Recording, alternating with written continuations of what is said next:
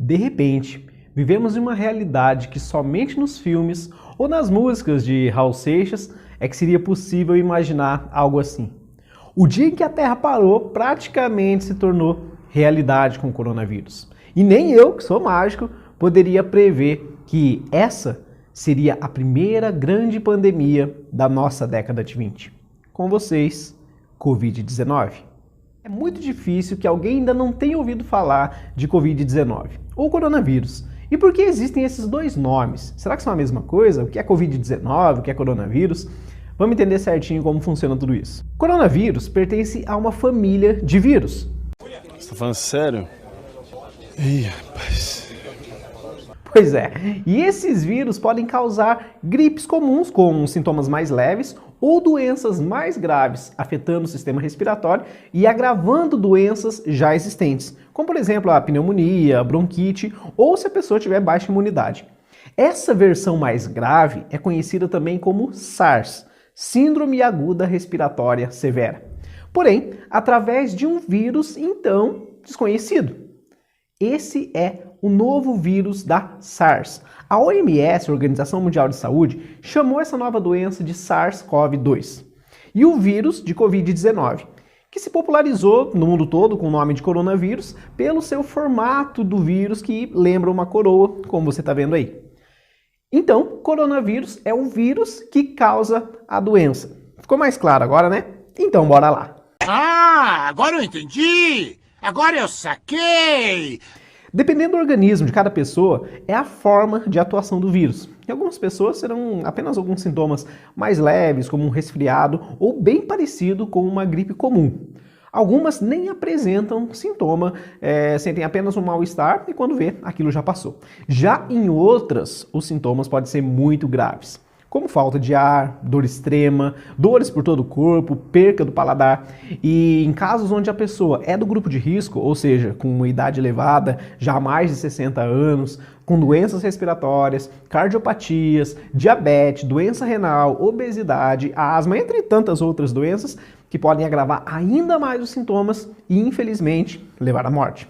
Como surgiu e ele se espalhou muito rápido, ainda não foi possível encontrar uma solução realmente eficaz que pode imunizar as pessoas ou acabar de vez com o vírus. Além disso, o vírus mostrou uma capacidade muito grande de adaptação e mutação, reagindo de diversas formas em cada situação. Clima frio, quente, pessoas mais novas, mais idosas. E essa variedade de mutação dificulta ainda mais o seu combate. E como se dá a transmissão? Não sei. A transmissão se dá de maneira muito simples, através de gotículas de saliva ao falar, tossir, espirrar, e ele permanece ativo por várias horas. Pode ser que você seja contaminado também e espalhe isso sem nem se dar conta que foi contaminado. Porque os sintomas, eles só aparecem depois de 7 a 14 dias, depois que você foi infectado. Então imagina só, nesse tempo, o tamanho do estrago. E por essa capacidade de contaminação rápida e de tanta gente, é que é uma pandemia e não uma simples epidemia. Tá, e qual é a diferença de pandemia e epidemia? Epidemia é quando uma doença cresce, de repente, mais que o esperado e se torna uma pandemia quando acontece uma transmissão ativa em pelo menos 3 continentes. Isso é a definição técnica de uma pandemia pela OMS. Ou seja, a nível mundial, quando acontece isso a nível mundial, é uma pandemia, por isso o coronavírus é chamado de pandemia, pois se espalhou por centenas de países. Resumindo, até o coronavírus tem mundial, só o Palmeiras que não. O Palmeiras não tem mundial. Então, se o vírus é altamente contagioso e perigoso, qual que é a maneira de se prevenir ou pelo menos tentar evitar de ser contaminado? Bom, as melhores medidas adotadas para ajudar nesse controle até agora são duas: a higiene e o distanciamento social. A higiene já é útil desde sempre para combater várias doenças e também o coronavírus. A melhor forma de higiene ainda é com água e sabão. O álcool gel, ele é para potencializar essa higienização, já que nem sempre podemos ter ali por perto água e sabão. Mas sempre que possível, lave bem as mãos, braço, rosto e principalmente a região do nariz e da boca. Já o distanciamento social, ele é muito útil para evitar aquele contato com as gotículas que eu falei agora há pouco. Ah, Rodrigo, então fazendo isso a gente mata o vírus? A resposta é não. E sabe por quê? Porque o vírus não morre. E sabe por que ele não morre? Porque ele não é um ser vivo que respira, come, cresce. Ele é um agente infeccioso que precisa de uma célula viva para se hospedar e se multiplicar. Para ficar mais fácil de entender, imagina o vírus de um computador. Ele não é um ser vivo, mas quando ele entra naquela máquina, por exemplo, por um disquete... Eu tô velho, acho que nem existe disquete mais, mas tudo bem. Vamos lá. Aquele vírus entra no seu celular, no seu computador, por um pendrive ou até mesmo por um link de internet e contamina o seu aparelho, podendo estragar, roubar dados ou acabar com a memória dele. Mas se tiver um antivírus instalado no computador, no celular, o vírus ele não deixa de existir, ele continua existindo. Mas quando ele entra no seu computador, no seu celular, no seu tablet, ele não causa mais nenhum dano, pois ele perde o seu efeito. O nosso corpo também é uma máquina e para combater o vírus precisamos de antivírus, que nesse caso é a nossa imunidade natural, a higiene e as vacinas.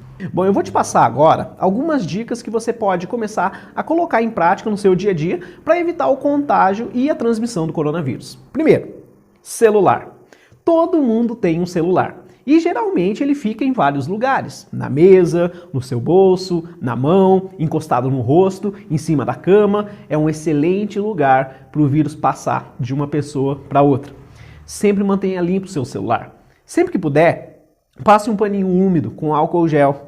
Pelo menos 1, 2, 3, quantas vezes puder por dia.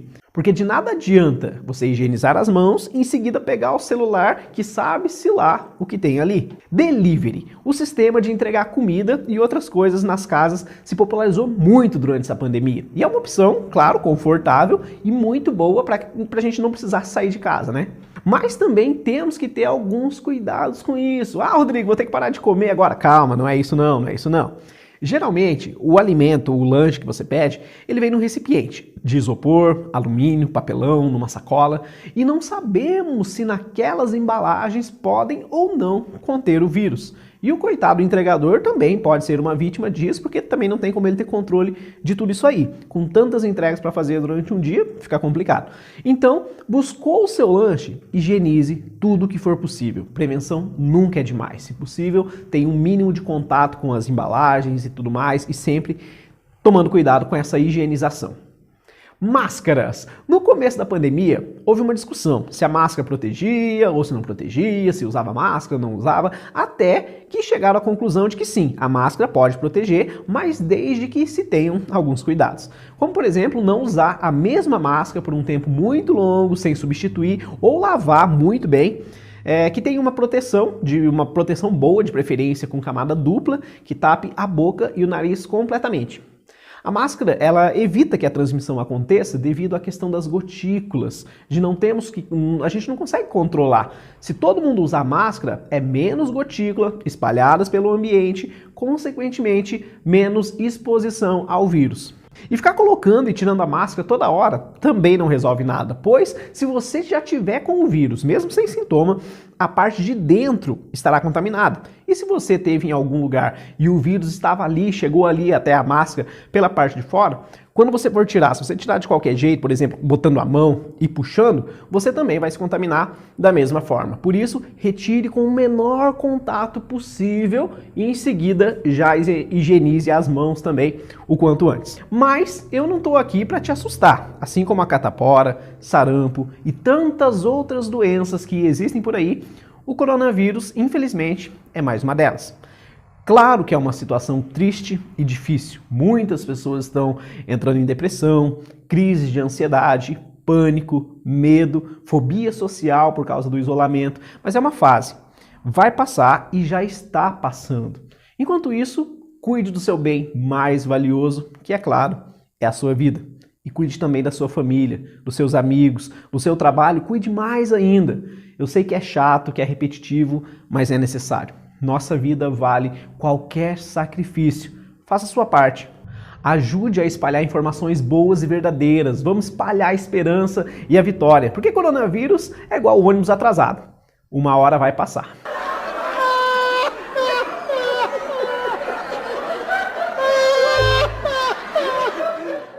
para descontrair de um tema tão sério, eu trouxe uma mágica para mostrar toda essa história que é verdade, mas bem que podia ser apenas um número de mágica.